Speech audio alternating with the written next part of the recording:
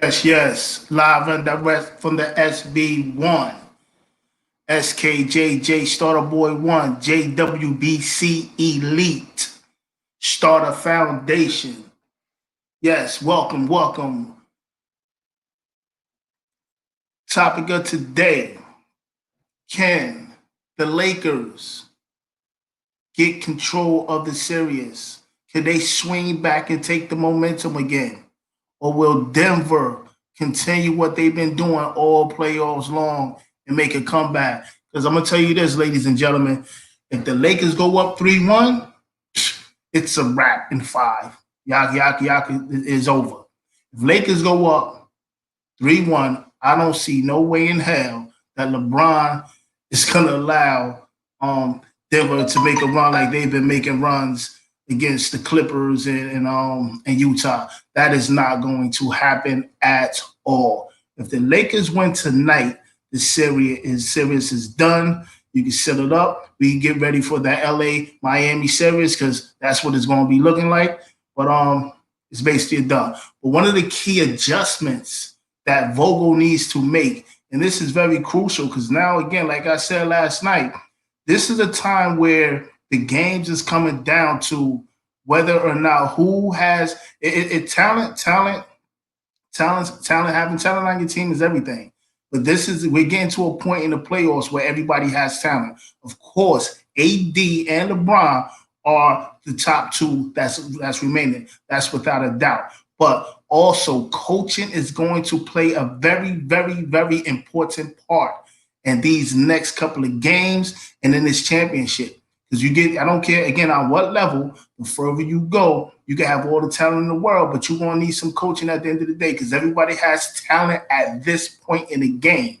And one of the keys for the Lakers is Bron is going to have to come off the ball. He's going to have to come off the ball.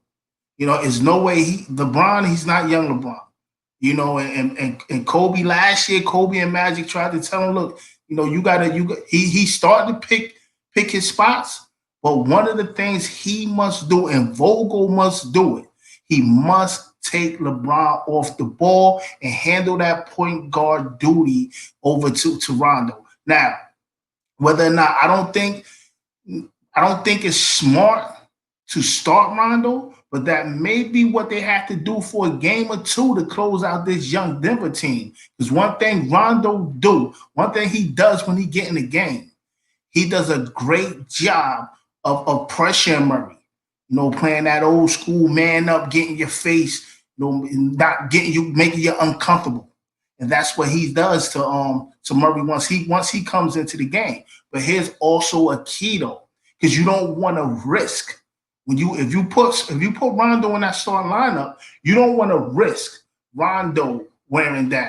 Because again, the reason why I'm saying you got to take Bron off the ball, because Bron is he's not a young man no more. He's 35 and not 25. So we got to be mindful of that, And it takes a lot. It takes a lot for him to be able to handle the rock, do what he do, and score, get guys involved, and play defense, and get some boards.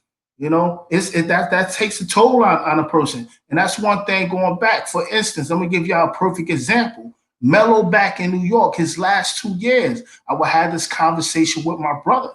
And I would tell him, I say, look, man, Melo, he's going to wear down. Because he's been trying, he took on that same role with the Knicks with lesser talent. He took on that role as playing the point, and it was just too much on his body. And by the time he was gone, not even by the end of the season, his body wore down. Those last 2 years as far as Melo in New York playing the point and trying to do everything for that franchise that basically gave up on him, that basically failed him by putting players around him to elevate his skill set and also plug in what he can't do. It played a toll on his body. And when he wasn't by far done when he left, but we all know the story from there.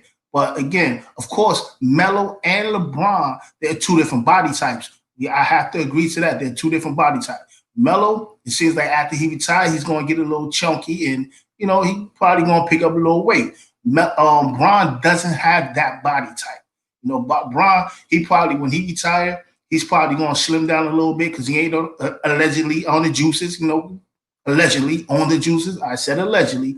I don't want no letters from Clutch Sports from their lawyers talking about defamation of character. I said allegedly on the juice, because at 35, he ain't slowing down. And I don't know too many. Even Tom Brady, he what 42, 43. He slowed down, but he was always slow though too. So that's another story in his own. But anyway, Bron, he has to come up off the ball because again, right now he's picking his spots. He's either playing, he's either going at him, going at and getting his in the first half and then burning out in the second half, or he's either not doing what he not going out and getting his in the first half and it's putting the team in a hole where he got to dig, where they all have to dig so far back to get back in the game and wind up running out of gas, which happened in the last game. So, he has to come off the ball. People really don't understand what the responsibilities of a point guard is. And Rondo is a true point guard. He's a true point guard. He knows when to pick his spots as far as scoring the basketball. He's gonna set guys up. He's hitting the little jump shots now, which he back early in his career was a knock on his game. He said he couldn't really shoot, but now he's picking those spots. He's getting guys involved. His IQ level. If there's anybody on that team that has an IQ level of LeBron and even more, is a Rajon Rondo. So Bron, in order for him to be able to really be effective and really preserve energy, he has to come up off that ball, and they have to let Rondo take more of that responsibility. But again, you can't do that with the expense. You can't do that at the expense of Rondo also burning out. Because that's one of the luxuries he has coming off the bench, is that he don't have to be out there and chasing them young fellas around and exerting that energy so where he's burnt down at the end of the game. But there's a difference between LeBron burning down and Rondo burning down. Because if Rondo burns down, his IQ, he's still going to do what he's asked to do, which is get the guys the ball in their sweet spots where they can make things happen. Ron burning down, if he burns down, he not only has at the point, he not only has to get guys into their sweet spots, but he got to score, rebound, and play defense too. He got to do all the extra stuff too. So there is a difference. But again, the key to the Lakers winning tonight is Rajon Rondo taking more of the pressure off of Bron so he can preserve that energy to finish things off. Because if they don't, them young boys, they're gonna run them. They're gonna run them. They're gonna run them. We'll be looking at a long. Lakers don't want to go. They don't want to go 7 with them. They don't want to go 7 with Denver. They do not want to go 7 with Denver. Trust me, they don't want that. Because again, them young guys, they're inexperienced. They might not have the experience as the Lakers, but they are hungry and they're tough. They're mentally tough, and their coach, it comes from up top. It's coming from up top, from the head coach. And it's going down to Murray, and it's going down to Joker, and it's just spreading throughout that team. I got another update on Bam. From my sources, Bam, he's expected to play. He's expected to play tomorrow. His wrist. He said his wrist is fine. They're probably gonna numb him up or wrap it. But this is a very crucial game for Miami to finish it out, which I believe they will. I'm sorry. I just believe Miami will finish it out tomorrow. We may be watching LA and Miami next week, early next week, depending on what this game tonight looks like. Boston is just done. It's cooked. It's over. Finished. Finito. And I hear a lot of people, Zion, Kemba Walker, expecting him to go for 30 or more, to do more, for him to contribute more, scoring wise. But again, the job of a point guard, and the game has changed. Don't get me wrong. The game has changed. The game has changed. But the role of a point guard is like is John Rondo right now and Chris Paul right now. They're a perfect example of the role of a point guard. Most people consider Kemba Walker a scorer. Yes, he can score, but I want to consider him a scorer. Damian Lillard, he's a scorer. He's a scorer that can shoot very well. He's a scorer that can shoot with range. Steph Curry is a shooter and a scorer. And understand what I mean by shooter and scorer. Because a shooter can shoot in many multiple forms and ways. Whether like Steph can come off a screen, he can spot up off the dribble, in rhythm. He can hit from anywhere, mid-range, deep, anywhere. That's a shooter. Dame is a scorer who can shoot, meaning he has great range and he can knock down shots, but is mainly in rhythm or just pulling up. There's a difference, and that's going back to Kemba. You wouldn't put Kemba in any of those categories. Can he score? Yes.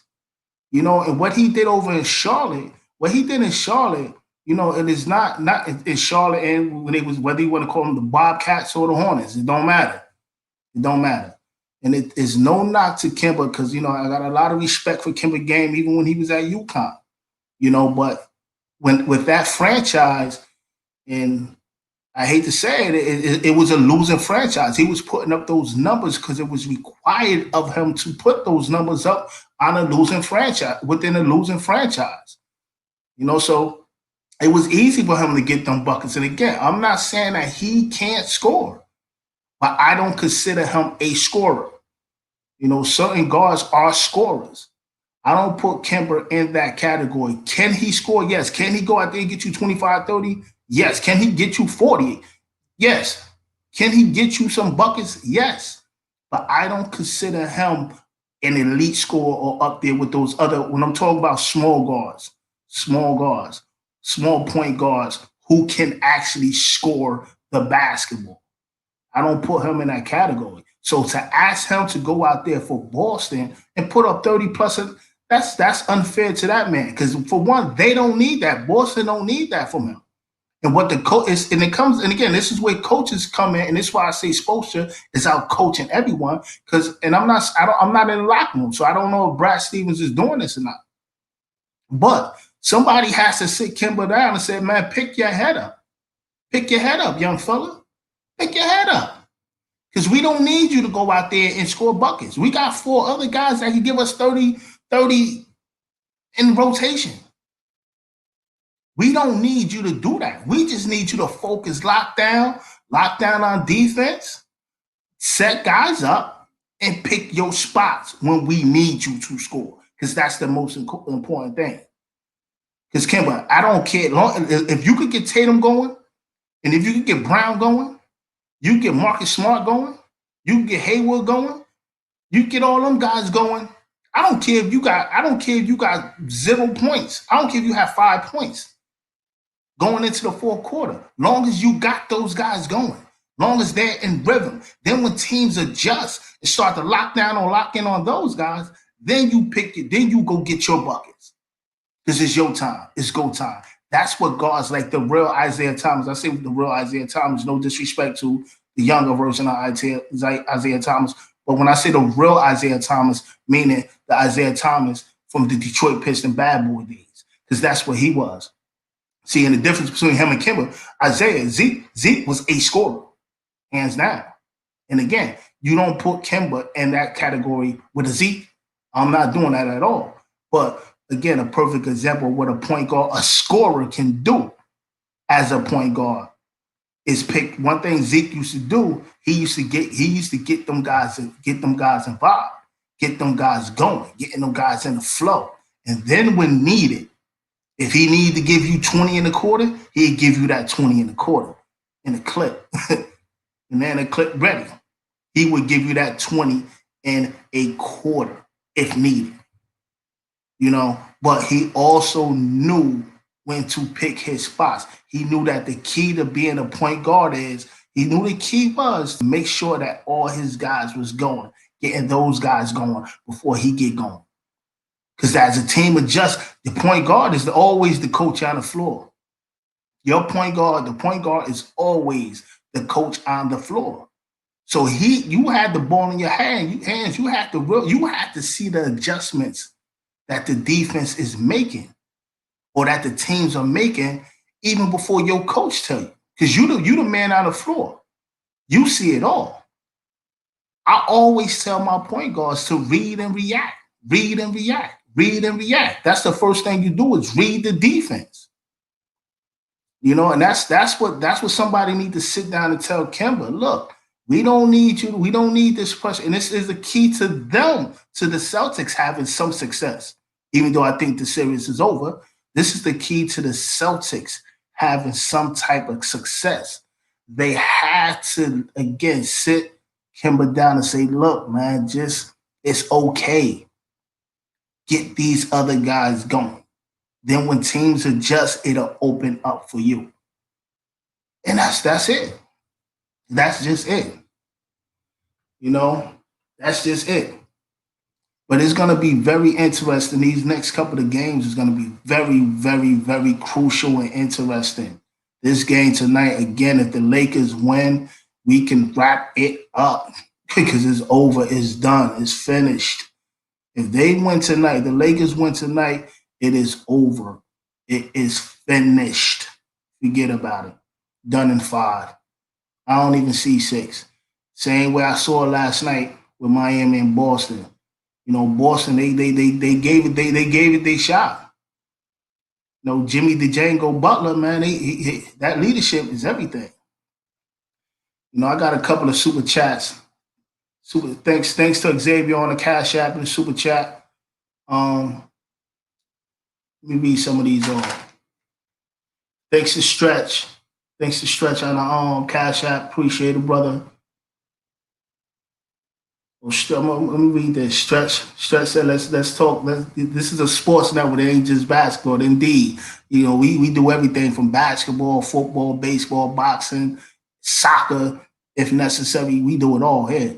He wanted to talk, coming from the New York area. Stretch wanted to talk about the Jets and Sam Darnold. He wanted me to give my opinion on Sam Darnold with the Jets. I'm not a Jets fan. I got the Patriots hat on, but I'm not a Patriot fan either. I'm a Washington football team fan, whatever that is. Well, I'm going to call them Washington Red Wolves until they get a name. That's just what it is. I'm a Washington Red Wolves fan. Now, back to the Jets. Here's one of the key things about quarterbacks going top 5 or top 3. I'm gonna say top 5 in the draft. Here's the problem with quarterbacks from winning programs who's been winning all their lives. Here is the problem with them going to a top 5 team. They wind up going to sorry situations. Not only sorry teams, but sorry organizations that has just been losing forever. So, there's so many quarterbacks who have came in the league as a top 5 pick and go to these terrible situations. And this happens in basketball too. It happens in basketball too. That they go to terrible situations and then end up getting, now that they're just throwing the quarter, they're not asking QBs to sit no more for 2, 3, 4 years to learn the system, get acquainted to the travel, to the daily grind, to learn the playbook, the speed of the game. They're not giving these quarterbacks that time no more. They're just throwing them out into the system. They're just throwing them out there. And when you do that, and again, you're going into sorry situations with sorry coaches, where the coaches is a rotating door, the system is a rotating door, management stink, the ownership stink, the organizationship stink, everything just funky over there. Everything is just funky. Basically, the Jets, yes, everything is just funky over there, stinking. They always say that Jersey, you can smell you once you hit Jersey, you can smell it. You don't even have to know you can smell it because of the swamps in Jersey. But man, listen, we can smell the Jets, even though the stadium is here in Jersey. But we can smell the stink from New York over here in Jersey, real clear, because it stinks. The whole organization stinks. Now you got this young kid in Sam, who's again you're throwing out there. And now you have on top of that the media putting so much pressure on these kids, and the Jets. I think at this point, and he's handling himself well with the media because they have him going on shows, weekly shows, and he has to. Now they didn't put the coach. They didn't put this guy normally up in New York, in the New York area with ESPN Radio. You know, a lot of the shows they would have the coaches have a slot on let's say a show like Michael K show. The coaches will have a slot, and then the QB or one of the top players will have a slot. This year, they just got this young kid, Sam, out there on his own, answering all these tough questions. And he's handling it well. Well, but again, you have the media starting to ask, well, this is third year now. He should be doing this, and these guys never picked up a football in their life. He should be doing this, and they never read a defense in their life. He should be doing that. At what point do we start to say, well, he just don't have it? All right, okay, well, the guy he was hurt. He had the whatever disease he had the first year, the second year, or whatever, he got hurt. But this is his third year. Like, how long does it take? It takes as long as it takes for that young quarterback to get it right. Once the organization get their funky behinds right. That's common sense. That is common sense. And one of the smartest things that has been done, I got to give respect to the man and family. Because when Eli, he was projected, San Diego was supposed to draft him. And Archie said, oh, no, nah. At the time, the Giants were a winning organization. Because right now, the Giants, they stinking it up just like the Jets. They funky, too. They funky. We can smell them, too, all the way over here. They funky. Matter of fact, they just make the whole, and New York is a big state. They just make the whole state just stink funky, along with the Knicks. And I'm a Knicks fan. Everything just funky over there. Because I'm going to touch on them before I get off here, too. The Knicks. They just, the whole New York, the whole sports scene in New York is just funky. But back to Archie Manning. Archie, one thing he said, my son will not go. They can draft him all he wants. And it's not the first time it was done, because it was done with John Elway, too. In the early 80s. But Archie said, my son would not go to that franchise. And that was the smartest thing that was ever done. The Giants drafted him. At the time they had Kurt Warner. I think he sat out a year or so. Then they wound up plugging him in after they let Kurt Warner go. They wound up plugging Eli in, and the rest is history. The rest is history. That man going to be a Hall of Famer. I don't know if he's going to be a first ballot Hall of Famer, but he's going to be a Hall of Famer based off of 2 championships that broke my heart against these guys. I lost some money, even though I'm a Red Wolves fan. But he's going to the home. That one decision that his father made that, look, man, my son is not playing for that funky organization, that stinking organization over there in San Diego. That one decision meant a lot. And the one decision is the reason why Eli will be a Hall of Famer. Like I said, I don't know if he's going to be a first ballot, second ballot, but he will be a Hall of Famer based on that decision, because he did not go to a funky, stinking organization that stinks from up top. Sometimes money stink too. I don't care how rich the owner is. Sometimes the money stink too.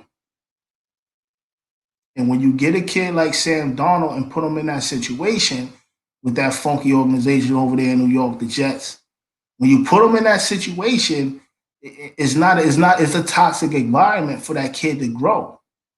You're not going to go plant an apple tree out in the swamp. Are you? You're not going to go plant your plants around some poison ivy. Are you? No. And it's the same thing with these athletes. When you put a when you stretch, I'm gonna wrap this up, and again, thank you for the cash app. When you put an athlete is no different than anything else in life or individual. When you put a person or an athlete or in a toxic situation, it don't grow. You're gonna plant your you're gonna if you're gonna plant a garden, you're gonna make sure the grass and the environment that you're planting in is fertile, that it can produce, so it can produce crops. It's the same thing with the NFL with these young quarterbacks. If you put them in a productive situation, a situation that they can grow and learn and get water and get some of that sunlight, soak in some of some minerals and vitamins from that soil, they will grow and be productive Hall of Fame quarterbacks. Even if you have a half a seed like Eli, look what it did for him. So that's my take on saying they putting a lot on this young kid, and the New York media is just the worst.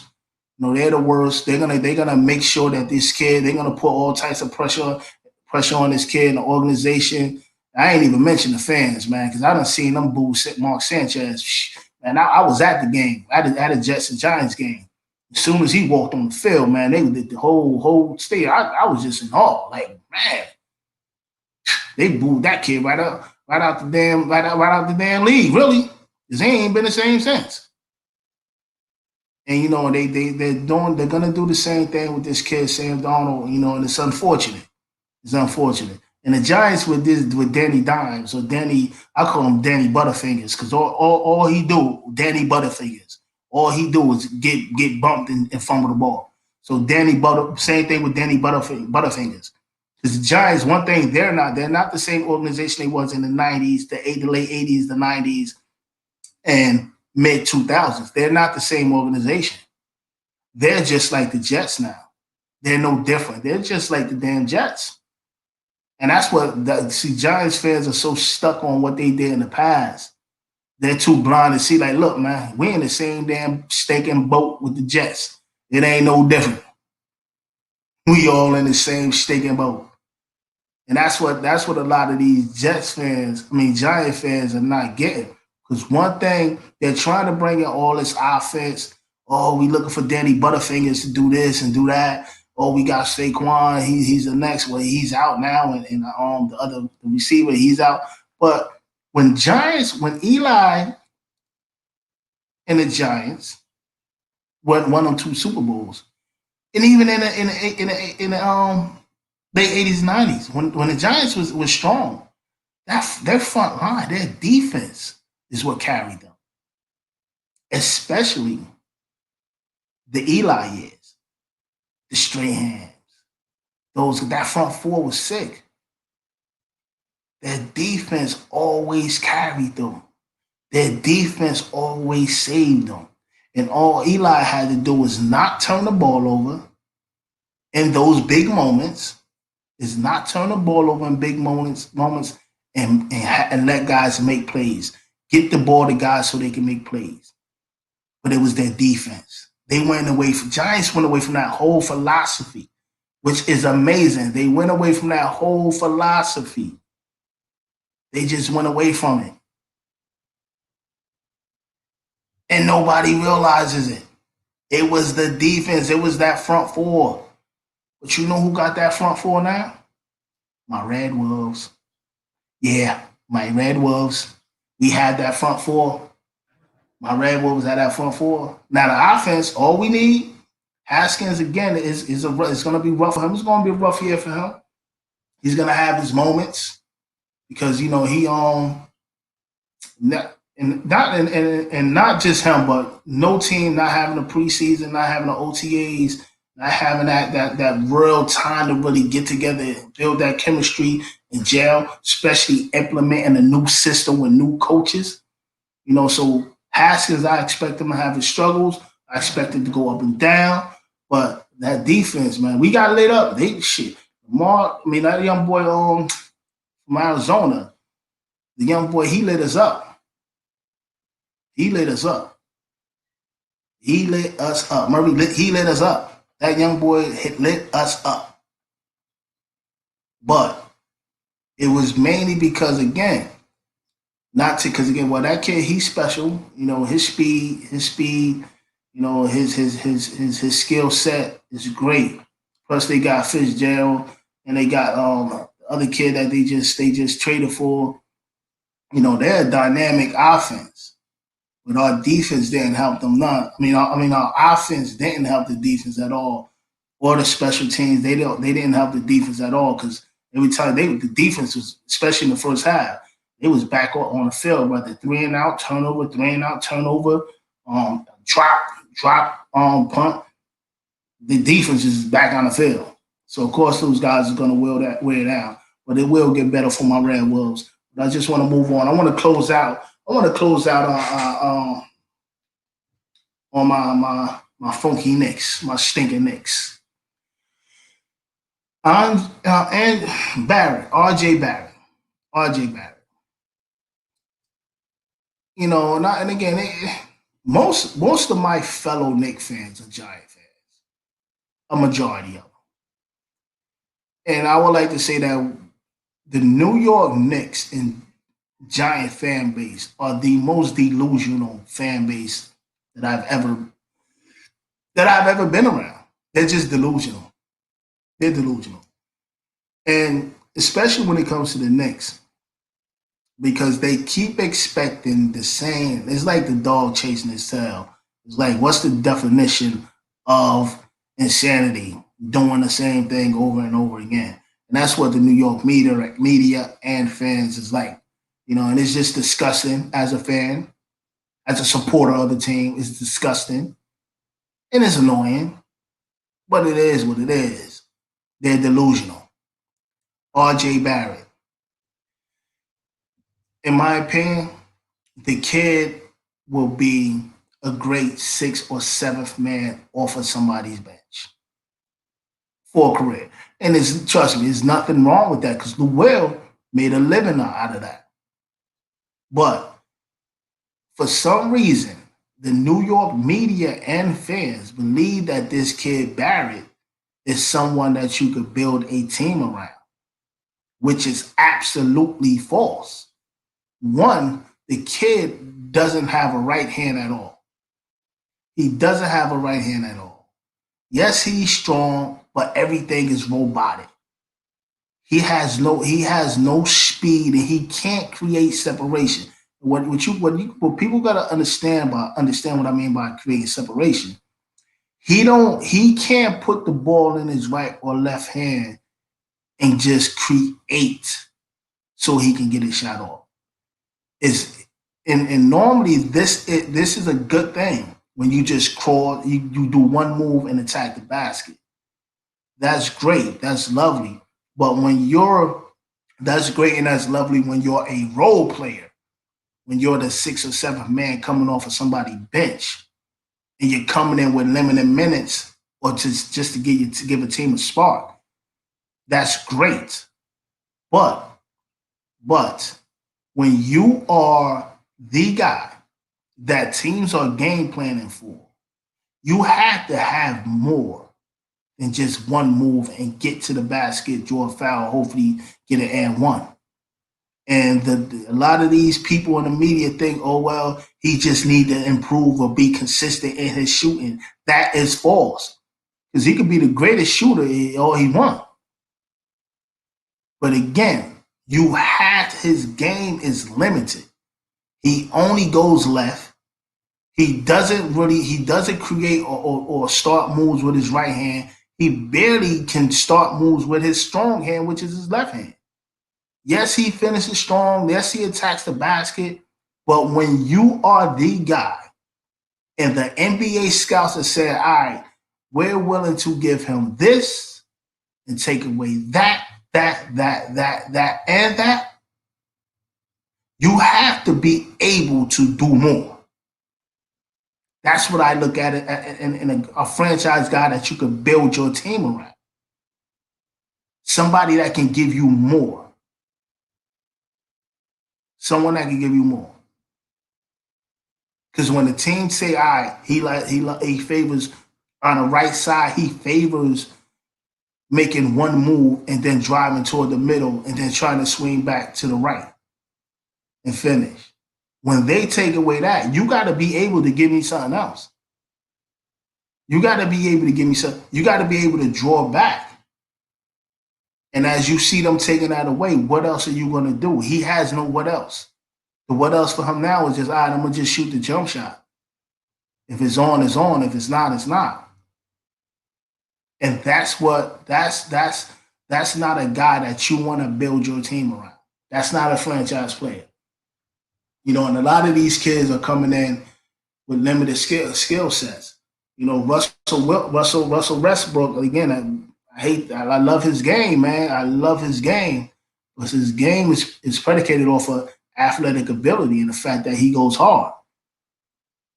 You know, now that he's losing that again, he's losing that. Now he's being exposed because he really don't have too much skill. You know, a lot of people not gonna like what I'm gonna say next because Zion is the same way. Athletic freak of nature. Athletic freak of nature. But he's only 6'5". He's an injury away, and I pray this don't happen to that young man.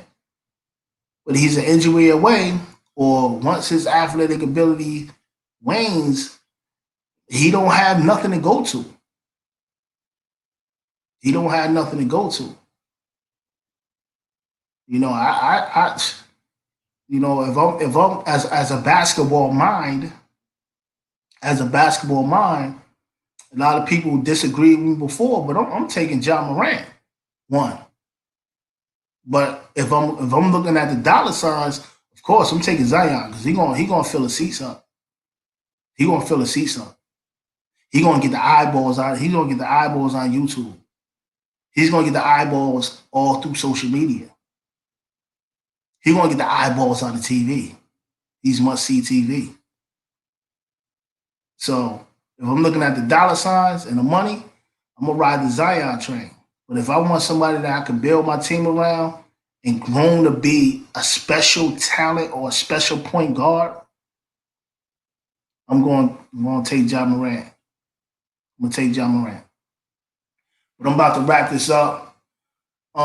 Later tonight, I'll do another.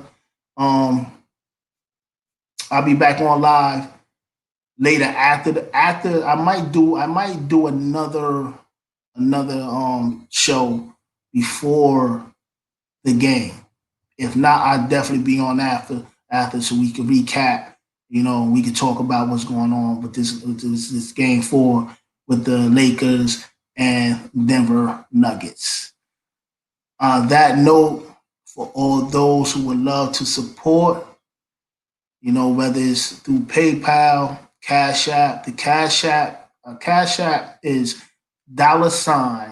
$J Wolves B-Ball. Again, the Cash App is $J Wolves B-Ball. That's for the Cash App. You know, I appreciate. I didn't get to a lot of people that sent in donations today because I'm kind of short and rushing, but I will get back to everybody. They will be mentioned on the next broadcast. I will definitely I gave a shout out to Xavier, thanking him for his Cash App. Who else I got here? Star. Man, if I'm gonna read my Star, thank you. Read a couple out right now. Star, thank you for your own Cash App. Appreciate it. Definitely appreciate it. What else we got here? We got Will on the Cash App. Thank you for your Cash App, my brother. Appreciate it. Marv, good looking for the Cash App. Marv asked what I think about the Boston Miami game 4. I went through that and I spoke on that. I spoke on that already, Marv. Then you go back and check the video last night about that. But yeah. Thank you all for your donations. Signing out. SKJJ Starterboy 1, SB1 Sports Media, JWBC Elite signing out. Peace.